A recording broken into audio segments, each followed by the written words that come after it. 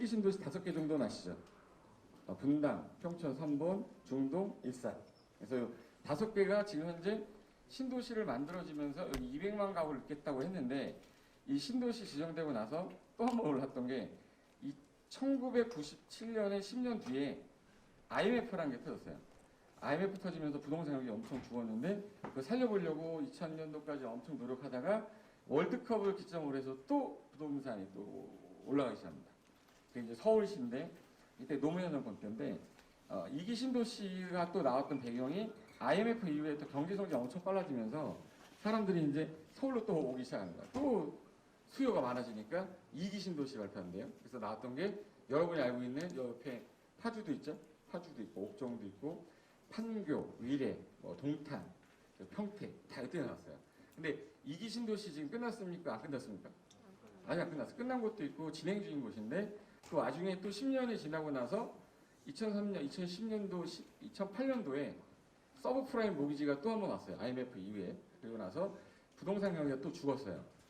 저게 죽으니까 또 살려보겠다고 이제 2010년, 11년, 12년 엄청나게 했는데 그때 당시에 제일 유행하던 단어가 하나 있었어요. 이거 맞히면 내가 선물 드려야죠. 그때 당시에 HP라는 게 튀어나왔어요. HP. 손 들고. 그래. 하우스포. 손 들고 얘기해. 하나 드릴게요. 받으세요? 그때 하우스포가 나왔던 이유가 아파트 가격은 엄청 올랐어요. 올랐는데 4억짜리가 용인에서 거래가 됐는데 전세가 2억 들어가 있었어요. 근데 버블 꺼지면서 2억으로 떨어진 거예요. 그럼 이제 4억짜리인데 전세 대출이 2억이고 자기 현금 2억 들어가 샀어요. 그럼 4억짜리 40평대 집인데 평당 1,000만 원이었으니까 그러면 2억대 된 그 집을 가지고 있어야 돼요? 팔아야 돼요? 가지고 있으면 뭘 내야 되죠? 2억에 대한 대출 이자를 내야 돼. 근데 타게 되면은 내 2억 날라가고 대출 갚고 끝나는 거예요. 그럼 집은 있는데 가난해지잖아요. 그래서 하우스 푸어라고 했었어요. 그게 200만 시대가 돼버리니까 박근혜 정부에서 안 되겠다. 2013년, 14년도 엄청 올리겠다고 취득세 완화해주고 거래 활성화시키려면 또 세제를 완화시키면 돼. 지금은 거래를 강화하려고 지금 현재 거래 못하게 하려고 세제 강화하잖아요. 2013년, 14년은 완화 시대였었어요. 그래서 완화가 된다 해서 바닥이다 하니까 진짜 14년도쯤에는 바닥인 것 같았어. 그래서 슬슬 옆집에서 집을 사니까 3억짜리 집이 3억 1천에 거래될 때 더 오르기 전에 사야지. 그랬더니 3억 2천 주고 샀어요. 더 오르기 전에 사야지. 그러면서 서울 집값이 다시 15년도부터 급상승하기 시작합니다. 15년, 16년, 17년 난리도 아니었어요. 6.25 때 난리도 아니었습니다. 그래서 17년도 넘어갈 때쯤 너무 많이 올라왔는데 그 와중에 박근혜 정부가 사라지고 문재인 정부가 들어오면서 문재인 정부는 규제하기 시작했어요. 이 집값 잡아야겠다. 근데 한꺼번에 20몇 가지를 딱 터트렸는데도 효과가 없어서 지금까지 계속 규제하고 있는데 그때 또 만들어진 게 3기 신도시였어요. 결론은 전부 다 어느 시 때문에 나온 거예요, 신도시가 다? 서울 부동산 때문이에요. 그러면 한번 볼게요. 지금 현재 이 위치 보시면 서울 중심에 종로가 있어요. 종로가 있는데 여기 보실까? 여기 종로, 여기 우리 여의도, 여기 강남인데 그중에 요거 파란 색깔이 1기 신도시입니다. 우리가 지금 현재 있는 일산, 그리고 이제 중동, 삼본, 평촌, 성남, 분당. 자, 그럼 여기 5개 파란 색깔 중에서 현재 아파트 값이 제일 비싼 데가 어디예요? 지금 1기 신도시 파란 거 중에서. 분당. 분당이 제일 비싸죠. 왜 비싼지 보실래요? 왜 비싼 것 같아요? 강남에 가까우니까. 근데 여기 일산은 강남 가려면 여행해야 됩니다. 여행. 3호선 타고 여행하다가 졸다 깨면 겨우 진짜 피곤해서 눈 뜨면 거기 와요. 근데 중등은 아예 못 들어오고. 그래서 옛날에 친구들이 3명 있었대. 여고 동창생이 있었는데 그때 20살 때 아파트 분양을 받았대요. 결혼을 일찍 하기 21살인가? 일찍 시작한 애들이 이 얘기하면 좀 그럴 수 있어요. 근데 사람들이 보통 이렇게 얘기하니까 일산에 사는 친구가 있었고 중동으로 분양받아 간 친구가 있었고 분당으로 분양받아 간 친구가 있는데 겨울에 동창회를 했는데 누가 밍크코트 입고 왔더라고요. 어디 사는 친구가 밍크코트 입고 왔을까요? 분당이에요. 여우털은 누가 입고 왔을까요? 일산. 오리털 잠바 입고 온 사람. 중동. 혹시 여기 중동에서 오신 분 있어요? 10만만 해줄게요. 손 안 내고 있으면 안 되는데. 어쨌든 집값이 그렇다는 거야. 그럼 집값이 왜 이렇게 됐냐?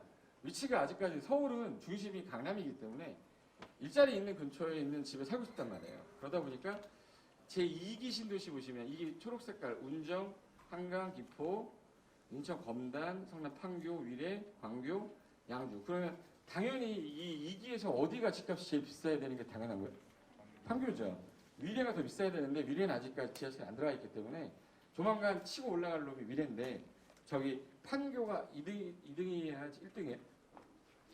현재 분당이 비싸요? 판교가 비싸요? 새 아파트는 판교인데 더 비싸죠. 얘를 이길 수 있는 애는 없어요. 천하무 적이 없어요. 얘 이기려고 달려드는 애가 저기 옆에 과천이라고 있어요. 서울특별시 과천구라고 들어봤어요? 과천구야. 걔는 서울이에요. 준서울인데 걔하고 판교하고 번지었을 때 걔도 판교가 강남이 있어요. 더 가깝거든. 근데 이번에 3기 신도시를 발표할 때 여기 하남 교산지구랑 남양주 왕숙지구랑 그리고 여기 창릉지구라고 들어봤죠? 바로 옆에. 그리고 여기 인천 대장지구인데 과천은 너무 작아서 여기 7,000가구밖에 안 됩니다. 7,000가구밖에 안 되지만 재건축 단지보다도 작죠. 그래서 신도시라고 안 하고 미니 신도시라고 그래요. 그래서 얘를 빼면은 4개인데 하나 둘 셋 4개인데 그중에 당연히 이번에 분양하게 되면 제일 집값 오를 때가 어디거든요? 하남이죠. 지금까지 설명한 거 못 들었어? 누구 창문이라고 했어? 누구? 여기 보시면 성남에서 들어갔다가 판교가 들어갔다가 위례 들어가니까 위례가 1등일 건데 위례 바로 옆에 있거든요. 강남 진입이 제일 빠른 데가 하남 교산이에요. 그럼 하남 교산지구 내가 청약을 넣었을 때랑 남양주 넣었을 때랑 그 차익이 뭐가 다를 거냐면 이 아파트도 3억, 이 아파트도 3억인데 나중에 이 옆에 있는 아파트 가격이랑 따라갈 거 아니에요? 근데 바로 앞에 강남이에요. 10억짜리란 말이야. 근데 이 앞에는 얘는 7억짜리예요. 5억짜리고. 그럼 얘 3억짜리 5억이나 7억 되는데 얘는 3억 주고 받아서 11억 가는 거야. 그럼 차이가 어디가 많겠노? 하남이죠. 당연한 거잖아 이거. 이렇게 반응이 없을 수가 있네 여기. 다 처음 보시는 분들이죠 주변이. 제가 강의하는 곳이 웬만하면 다 아는 분들 대상으로 하니까 반응이 없어도 뭐 강의는 해야죠. 네, 봐요. 지금 현재 가구 수만 해도 하남 교산지구가 32,000인데 남양주가 6만 2배예요. 2배여도 하남 교산이 좀 시소성이 더 있는 거예요. 그러니까 서울 진입이 가깝기 때문에. 얘는 들어와서 강북인데 얘는 들어와서 강남입니다. 그러니까 거리가 상당히 차이가 있기 때문에 과천은 뭐 들어오자마자 바로 강남이니까 얘는 서울특별시 과천구죠. 그리고 인천 계양은 조금 약간 그 계획이 별로 안 좋아요. 창릉하고 봤을 때 창릉은 여기 라인의 창릉입니다. 그리고 바로 이 앞에가 여기 향동지구가 지금 우리가 이 분양한 데가 향동지구 여기예요. 그러니까 내가 지금 현재 분양을 뭔가 받으려고 하는 지역이 어디냐, 그 지역이 입지가 어떻냐 이거부터 보고 그 다음에 매수하는 게 제일 좋은데 사람들이 그냥 무조건 매수를 하거든요. 향후 가치가 내가 이 정도가 가면 팔고 나와야겠다. 수익률이 좋을 거냐. 내가 만약에 여기 남양주에 있는 소사무실 내가 샀어. 그러면 소사무실에 사람들이 와야 될 거 아니에요? 근데 여기 근처 중에서 지금 현재 소사무실 같은 게 많이 입지된 지역이 제일 어디냐, 그 필요로 하는 지역이 어디냐 그런 지역을 보고 나서 아 여기는 그래도 입지를 잘 잡았구나 이런 판단을 하는 거거든요. 네, 한번 더 볼까요? 이게 3도심이라고 그래서 서울의 주 3도심 CBD 종로, 여의도 YBD 그리고 GBD라고 해서 강남이거든요. 이 세 가지 3도심 중에 일자리가 제일 많은 곳이 강남이다 보니까 이 강남을 지나가는 2호선 라인 있죠. 강남 지나가는 7호선 있죠. 강남 지나가는 9호선 있죠. 그래서 297이 황금 노선이라고 그래요. 그래서 297 하는데 그거 들어봤어요? 부동산에 관심이 없으신 거예요? 무조건 297이에요. 297을 끼지 않은 지역에 있는 주택들은 많이 안 올랐어요. 근데 297 끼어 있는 애들은 다 올랐어. 왜 올랐어? 나 강남 진입이 가능하니까. 그리고 진입하는 거리도요. 성남 같은 경우, 분당 같은 경우는 바로 여기로 들어가는데 이 고향에서 강남 오려면 종로를 거쳐서 한참을 또 들어와야 돼. 중동은 중간에 막힌 게 너무 많아요. 그러다 보니까 지리적으로 이쪽 라인이 좋았던 거죠. 게다가 경부고속도로도 끼고 있고 사통팔달이고. 그래서 여기 쪽 아파트 가격을 한번 보여드릴게요. 어떻게 아파트 가격 차이가 나는지.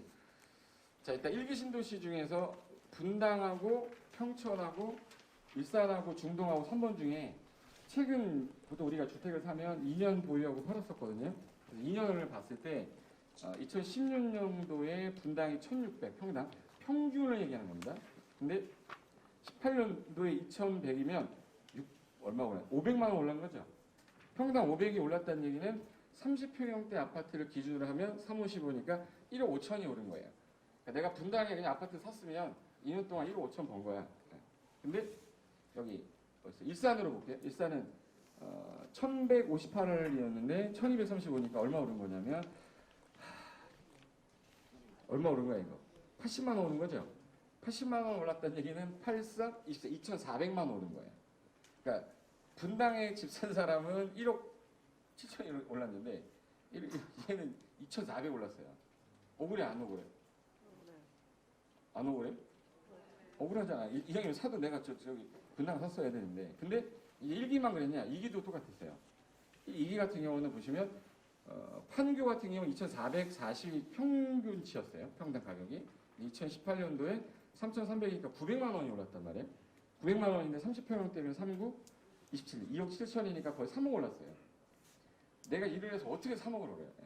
1세대 1주택자 비과세 받으면 양도세도 안 내고 그냥 다 내 수익이 오는 건데 그게 바로 밑에 보시면 파주, 바로 옆에 파주 한번 해볼게요. 파주. 제가 지금 잠실도 살고 파주도 살거든요. 왔다리 갔다리 하는 사무실이 파주에 있어서. 근데 파주에, 파주 보세요. 965만 원이었는데 1,029만 원이 60만 원 올랐습니다. 60만 원. 2년 동안. 그럼 6, 3, 18이니까 1,800만 원 오른 거예요. 그러니까 결론은 분당 같은 경우는 1억 5천 2년 동안, 일산은 2,400.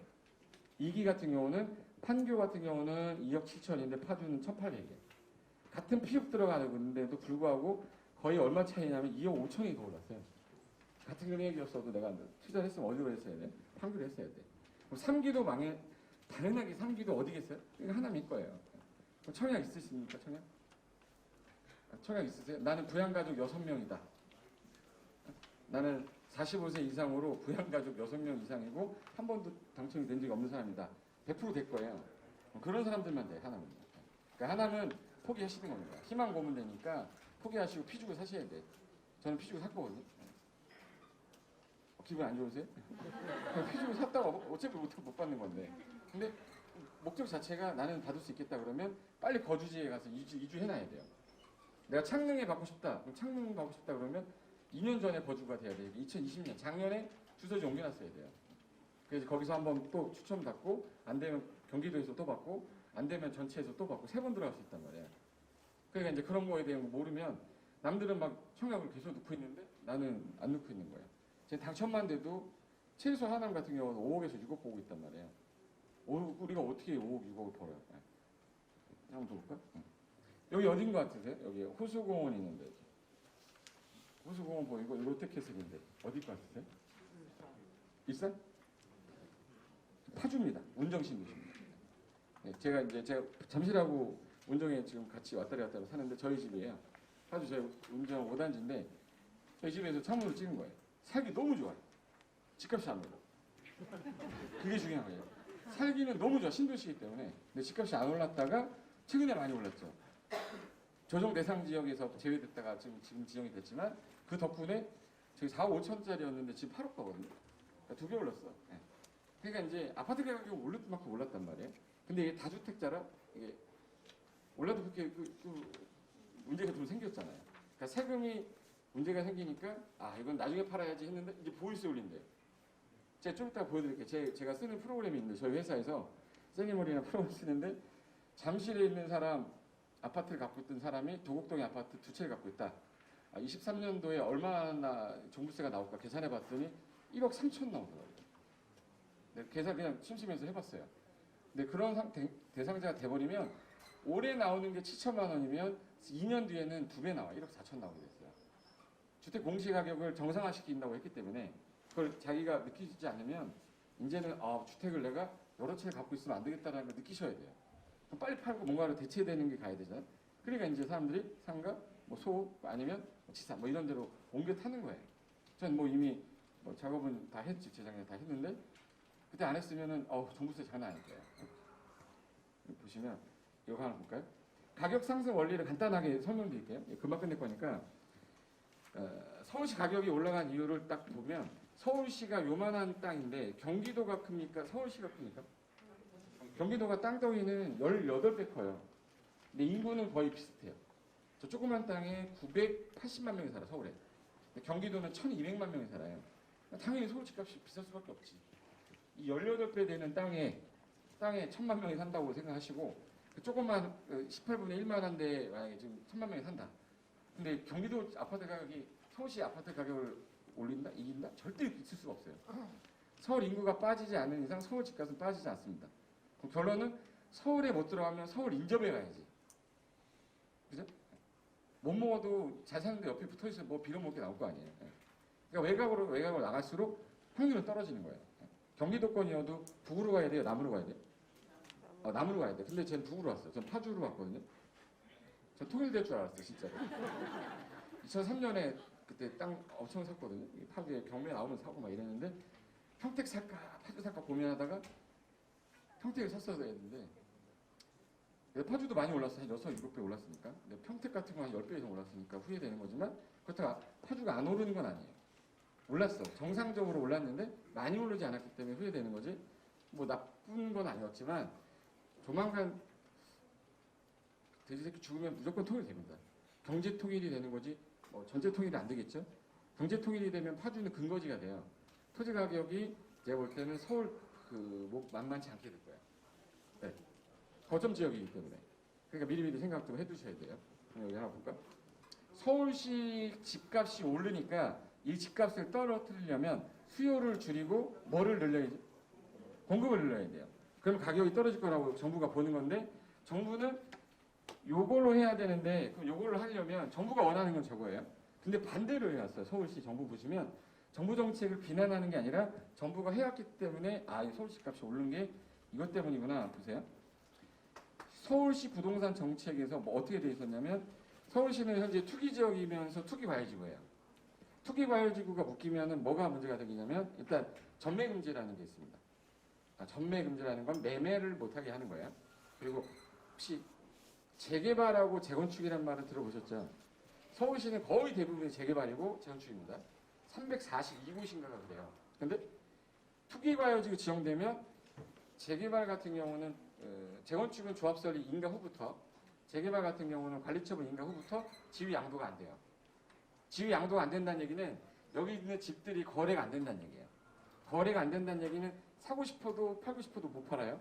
근데 사람들은 서울집 하나 잡으려고 하는데 지금 현재 다주택자들이 3주택자들이 있었어요. 만약에 여기 이렇게 해보자. 서울에 집이 한 채 있고 수원에 집이 한 채 있고 지방에 집이 한 채가 있어요. 세 채 중에서 내가 다주택자인데 앞으로 내가 세금을 덜 내고 양도차익이 많을 거는 서울이 거란 말이에요. 그럼 제일 먼저 뭐부터 팔아야 돼? 지방 거 팔아야지. 그 다음에 뭐 팔아야 돼? 수원. 서울 거는 못 팔아요. 물건이 안 나오는 거예요. 근데 지방에 있는 부산에 또는 대구에 또는 광주에 투자자 제대로 된 똘똘한 집 하나 사겠다 그러면 광주 집이에요? 서울 집이죠. 광주 집 팔아가지고 서울 집 살려고 그러는데 매매 물건이 안 나오는 거예요. 3,000세대가 있는데 3,000세대 중에 매물 한 개가 딱 나왔어요.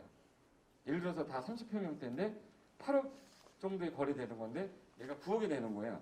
그랬더니 부산 사람이 와서 덥석 먹어버렸어요. 그러면 3,000세대 중에 하나 빼면 2,999세대가 다 이제 8억이 아니라 다 9억인 거야, 시세가. 그 다음에 누가 집을 내놓을 때 9억 이하로 내놔, 이거 도라이죠. 누군가가 어디를 가야 되기 때문에 내놨어. 9억 5천에 내놨더니 광주에서 덥석 잡은 거야. 그럼 이제 2,998세대는 9억 5천이 시세가 되는 거예요. 시세예요, 그게. 제가 무슨 말인지 알죠? 그러니까 살려는 사람은 많은데 팔는 사람이 없으니까 가격은 계속 올랐어. 게다가 서울시 같은 경우는 1세대 1주택자가 한 20%라고 그러면 다주택자가 40%, 무주택자가 40%예요. 그럼 이제 무주택자가 집을 마련하려면 다주택자가 집을 내놔야 되잖아요. 근데 그 전에 정부가 뭐라고 그랬냐면 집이 많은 사람들은 임대사업자 등록하라고 그랬어요. 그래서 다 등록을 했단 말이에요. 근데 이 사람들이 집을 내놔야 되는데 8년 동안 묶여 있어요. 8년 동안. 8년 동안 이 사람이 집을 못 팔아요. 이 사람들이 살 수가 없다는 얘기예요. 그럼 여기 이 많은 주택 중에 거래 안 되는 주택 수가 수만 가구라는 거예요. 근데 어쩌다 집 한 채 딱 나오니까 가격이 올려서 나와도 사는 거예요. 근데 이게 떨어질 수가 있냐 이거지. 그러니까 결론은 서울시 가격이 올라갈 수밖에 없었던 상황이었던 거였고, 여기 재개발 같은 경우나 재건축은요, 재건축 구역은 조합설이 인간하자마자 주택 조합원 지위 양도가 안 돼요. 이 날짜가 되게 중요합니다. 그리고 재개발 같은 경우는 관리처분 인가 받자마자 그때부터 지위 양도가 안 되기 때문에 저때부터는 거래가 안 돼요.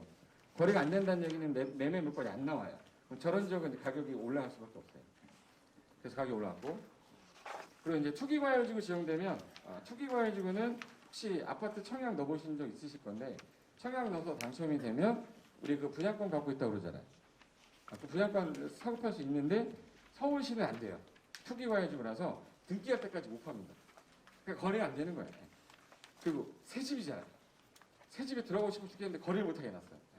피 주고 사고 싶어도 못 사는 거예요. 그러니까 뒤에서 이중 거래가 되는 거죠. 그런 상황이었고, 또 여기 장기 임대 주택 요거 옛날에 임대 기간 몇 년이냐? 8년이었어요. 근데 지금 이제 하지 말라고 하지만 이게 있었기 때문에 27 갖고 있는데 팔고 싶은데 못 팔아요. 팔 수는 있어. 과태료 내야 되니까. 그래서 이제 얘네들이 이제 공급량이 줄었다는 얘기예요, 늘었다는 얘기예요. 얘네들이 못 파니까. 팔고 싶어도 못 팔아. 공급량이 줄었죠. 공급량이 감소되면 가격은 올라가죠. 간단한 거예요. 그래서 가격이 올라갔고, 그런데 이제는 공급을 할 수가 없으면 살려는 사람을 죽이자 이렇게 전향했어요. 보통 우리가 집 살 때 10억짜리 집 사면서 얼마 주고 사죠? 현금 10억 주고 사는 사람 있어요? 없죠. 대출 받잖아. 그게 LTV라는 걸 건드리자, 못 사게. 그래서 런 투 밸류라고 그래서 주택을 갖고 담보로 대출해주는 비율을 보통 70%였는데 줄여 40%로. 그래서 이게 LTV를 40%로 줄여버리니까 사고 싶은 사람이 못 사는 것 같이 보이기 시작했어요. 보세요. 9.13 대책인데 10억짜리 집인데 지금 10억짜리 집인데 자 대출이 얼마 나온대? 70%. 70%면 뭐 얼마 나와요? 70%면은 7억 나오는 거죠. 내 자본은 3억만 있으면 됩니다. 나 3억만 있으면 집 사. 등기 비용도 있어야 되니까 한 3억 2천 정도. 근데 이게 40%로 바뀌면 만약에 이게 1억이 올랐다 해볼까요? 1억이 오르면 나는 3억에다가 얼마가 더 필요한 거죠? 3천이 더 필요한 거죠. 3억 3천인 거야. 그러니까 3천만 원 갖고 와야 되는데 10억일 때 40%로 이제 이거를 9.13 대책을 발표하고 나서 대출을 줄여버리니까 몇 억이 있어야 되는 거예요? 6억 있어야 돼요. 근데 1억이 올라버리니까 6억 6천이 되니까 6천을 또 빌려와야 되는 거예요. 결론은 잡으세요. 1억 가진 사람, 2억 가진 사람, 3억 가진 사람, 5억 가진 사람, 6억 가진 사람이 있었는데 예전에는 3억 정도만 있어도 예를 들어서 강북에서 강남으로 넘어갈 수 있었어요. 강북이 보통 이제 거래되는 게 5억 정도 되면 잠실 같은 경우에나 이쪽에 10억대, 작은 평형대가 그럼 이제 대출 받아서 넘어갔는데 지금 현재 10억짜리 집을 살려면 지금 현재는 몇 억 대출밖에 안 나와요? 4억밖에 대출이 안 나오죠. 그럼 6억이 있어야 되는데 5억 있는 사람, 3억 있는 사람들은 나가야 되죠. 그 많은 수요자 중에서 6억 이하 애들은 나가니까 수요자가 줄었잖아요. 수요가 줄으니까 가격이 뭐 한 것처럼 보이는 거예요? 떨어진 것처럼 보이는 거예요. 하나 더 볼게요. 여기 자 현재 5억짜리 아파트인데 여기 창동 사는 사람인데 나 애 때문에 나 강남을 가야 되겠어. 내내 갈 수 있었어요. 대출을 갖고 했기 때문에. 보시면 자 5억짜리인데 내가 이걸 팔았습니다. 팔아가지고 대출 2억을 갚았어요. 현금이 얼마 남았죠? 3억인데 10억짜리 대출의 70%였단 말이에요. 그 당시에. 그럼 7억 대출 받으면 3억 더하면 몇 억이에요? 10억. 그러니까 창동에서 강남 잠실로 갈 수 있었단 말이에요. 근데 이게 40%로 바뀌고 나서 현재 5억짜리 집을 팔고 대출 2억 갚고 3억 가지고 가서 여기 5억짜리 대출이 이제 40%니까 5, 40, 2억 나오죠? 2억에다가 3억 더하니까 5억이야. 그러니까 창동 살다가 쌍문동 가야 되는 거예요. 이사 가야겠으니까 이사 안 가는 게 나아요. 그래서 9.13 대책 나오고 나서 12월 달까지 부동산 전면 다 휴업이었어요. 그러면 사람들이 집값이 떨어진 줄 알아야 되는데 집값이 안 떨어지고 현금 많은 사람, 대출이 안 되고 현금이 많은 사람들은 그냥 하나씩 나온 거 주워 먹고 그래서 줍줍이라는 게 나왔거든요. 그냥 나온 거 먹는 거지. 현금 부자들은. 예. 그렇게 되면서 야, 안 되겠다. 이 상태에서 정부 정책에서 이제 또 건드린 게 보유세. 집을 내놓게 하자 이제. 그래서 이제부터 세제 건드린 거야.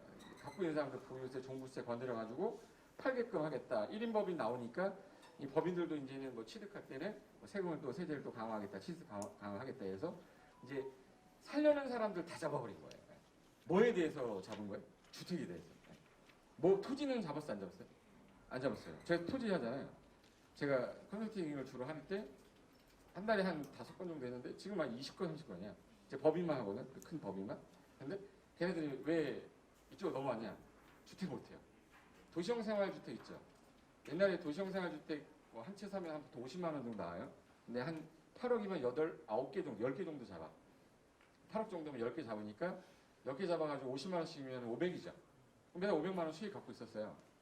갖고 있었어. 근데 지금 종부세 내야 되니까 몇 천만 원이 나와요. 의미가 없는 거야 이제. 팔려고 내놨더니 사람들이 주택수에 들어가니까 사요 안 사요? 안 사요. 그 미치는 거죠 지금. 그런 분 있지 않으세요? 나는 미칠 것 같다. 내가 위로해드릴게요. 그런 분들이 있어. 그래서 그때 당시 나온다고 했을 때 빨리 정리하셔야 되는데 6월 1일 전에 정리가 돼야 되는데 안 되니까 4월, 5월, 6월 달에는 물건이 쏟아질 거기 때문에 그때 사는 거예요. 그런 것도 싸게 나오고 잡아야 되는데 내가 무주택자라면 또 다주택자 돼가지고 또 고생하면 안 되니까 내가 현재 무주택자인 아들이 있다. 걔 이름으로 하나씩 사는 건 괜찮아요. 딸내미가 있으면 하나 사주고. 하나 더 볼까? 그럼 아파트 가격이 올라가면 솔직히 아파트 가격이 올라간 게 아니에요. 무슨 가격이 올라간 거예요? 토지 가격이 올라간 겁니다.